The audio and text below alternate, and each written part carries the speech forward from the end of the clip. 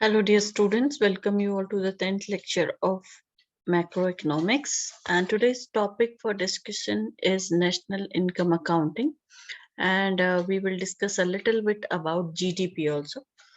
So let's start with it. So, first of all, we should understand what is the meaning of national income accounting. Okay. You understand this term as one example. Suppose you have a company and you want to check the performance of your company, how your company is performing. So, what you will check? You will check your accounts. Okay, you will check how the company is your performing based on your account details. Similarly, for a country also, they should know that how the country's economy is performing, and what is the need to know that how the company's economy is performing to make the policies, okay, or to change their way of working. So government should also understand that how the economy is working. For that, what they will do, they just maintain. Similarly, like companies, they do maintain their accounts. Similarly, government also collect the data, and based on that data, they make certain kinds of accounts, we will say, like GDP, GNP, NNP, all these things we will discuss later on. And based on the results of those that data or that information, they take the decisions. Okay, so layman term, understand like that, these are the accounts for company as a whole. Okay, so national income accounting, when we are saying, these are the rules and definition for measuring economic activities in an aggregate economy, means economy as a whole, for whole country. When you will check how your economy is doing, how you will measure economic activities, so that will be your national income accounting, we will say. It is a way of measuring total or aggregate production, means in an economy, primary sector, secondary sector, and tertiary sector, these three sectors are there. Primary sector involves with your agriculture, fishing, horticulture, and all those things. Secondary sector is your manufacturing sector. Tertiary sector is your service sector. Okay, so all these three sectors, whatever the production is happening, okay, if you will combine all these three sectors production, we will say this is a data, and we will give the name national income accounting. So national income accounting is government bookkeeping system. Bookkeeping means maintaining the accounts. It is the government's account. And what is the use of that account? To measure the country's economy activities. Okay, so how they maintain the bookkeeping? They collect the data from different departments. Okay, and based on that data, they maintain their accounts. So in this system, what they include, the total revenues by domestic corporations, wages paid, and sales and income tax data. Okay, so all these data they collect from different companies. This system allows countries to assess the current standard of living and distribution of income within the population, and based on that, they make their policies, economic policies they make based on the data which is coming from different sources. However, that accuracy is a question mark, because actually it depends on the data collected. If data is coming wrong, it means that it will be interpreted in wrong term, and based on that data, whichever the policies are formulating, it will not be that much affecting. So accuracy of data is very, very important. So next, we will see what are the standard definition given by national income and its related aggregate. So Marshall has defined the national income as the labor and capital of a country acting on natural resources, produce annually a certain net aggregate of commodities, material, immaterial, including services of all kinds, in the true net annual income or revenue of the country or national dividend. So he is saying that primary sector, to secondary sector, tertiary sector, whatever aggregate they are producing, the value of that will be considered as a national income. Another definition of national income you can see here. National income is a part of objective income of a community, including the course income derived from abroad, which can be measured in money.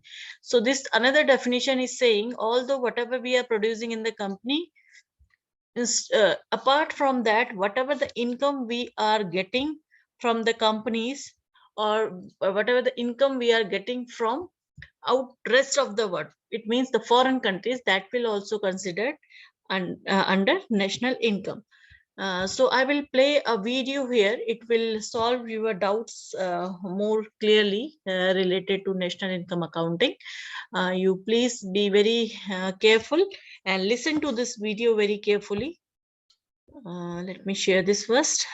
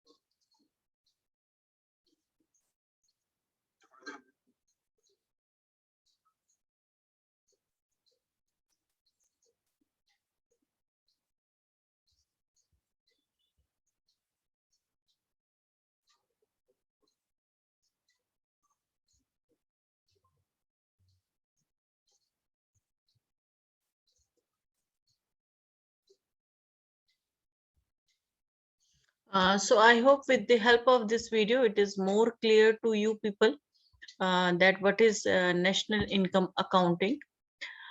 So in that video also we have seen that this national income accounting based on the how accurately you are collecting the data, and two methods they have told, that income method and expenditure method. So that also we will discuss when we will see that what are the various methods of um, maintaining or collecting the data.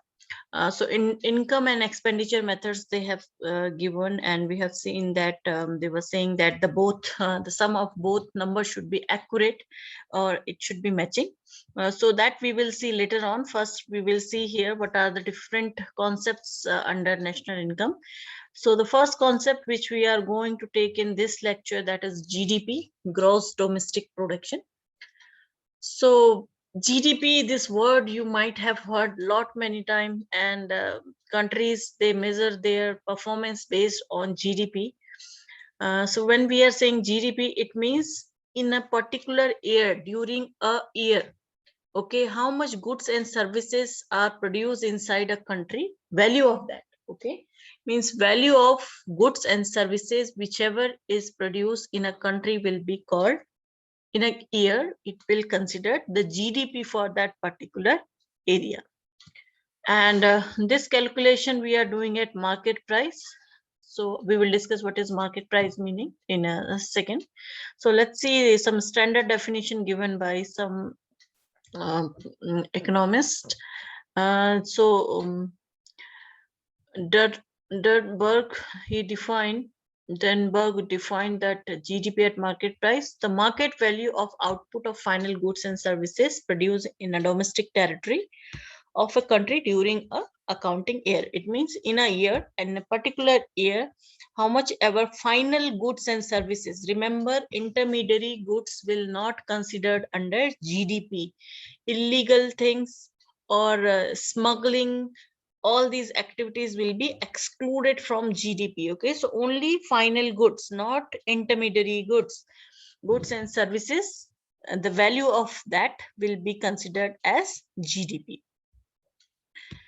GDP is total value of output in an economy and used to measure the change in economic activities. GDP includes the output of foreign owned business that are located in a country following foreign direct investment. So in India, if we will take the example, we have so many foreign countries, they are working here and they are giving employment to our people also. Like Samsung, you can see, okay, or you can see Texas is there, so many IT firms are there, so many manufacturing firms are there, so they are all foreign countries but they are working here. So we will include those firms also when we are calculating the GDP. So there is a formula to calculate GDP. So it is C plus G plus I plus NX. Okay, GDP equals to C plus G plus I plus NX. NX means net export. X minus M, I am writing it here. So C is your household spending. Okay, so it means that aggregate how much spending a particular household is doing on goods and services. So that will considered as household spending plus capital investment spending. Okay, the spending on capital equipment, inventories and structure, including new housing, so that all will come under investment. G is your government expenditure. So spending on goods and services by local, state or federal government, and it will not include transfer payments because they are not made in exchange for currently produced goods or services. And X here is the export of goods and services and M is import of goods and services. So difference of that will be added on consumption, household consumption, investment, capital investment and government expenditure. So this formula is very, very important. Remember this formula: GDP equals to C plus G plus I plus NX or X minus M. C is consumption, household consumption or spending. I is investment and G is government spending, and X minus M is export minus import or net export also. Now here two terms are there. You might have you will see these terms in some books: nominal GDP and real GDP. Okay, so nominal GDP we are saying when we are calculating the value of goods and services at current price. Current price means running price, whichever the prices are going in market at current period of time, at that particular moment of time, that will be considered your nominal GDP. Whereas another term is real GDP. So when the values we are calculating at a constant price, means we are setting up a fixed baseline price, and with that baseline price we are calculating the value of our final production. So that will be called as real GDP. One term is there and it is very, very important question: GDP defaulter. In many competitive exams you will see this question. So GDP defaulter, when we are saying, it is nothing just a ratio of nominal GDP over real GDP multiplied by 100. Okay, so if the value of nominal GDP and real GDP is given, you can calculate the GDP defaulter. It is index of price change of goods and services including in GDP. Now somewhere we was discussing GDP at market price and factor price, and these are very, very important question and will create a lot of confusion when we will discuss the NNP at factor price, NNP at market price. So first of all, we should understand that what is market price and what is factor cost. Okay, so when we are saying market price, it means the prices at which the product is sold in market, means final price which is going to charge from the buyer. So this price will include cost of the production first of all. Okay, and apart from this, all the taxes whichever the government is collecting on that particular product, that will be added on this. And government, when they are giving some kind of subsidies or something, that will be reflected in the prices. So market price means final price which you are going to charge from the customer. Whereas when we are saying factor cost means um, this will consider only the actual cost of production including the profit. Okay, profit will be included there plus the cost of production, but it will not include taxes and subsidies. Whereas in market price, when we are saying, the taxes and subsidies will also be considered along with production cost and profit. So I hope this concept is clear, and it is very, very important concept, market price and factor price. Still, if you are not getting it, you can ping me or you can call me. I will solve your query there. Thank you so much for today's watching today's lecture. This is all for today's class. Thank you so much.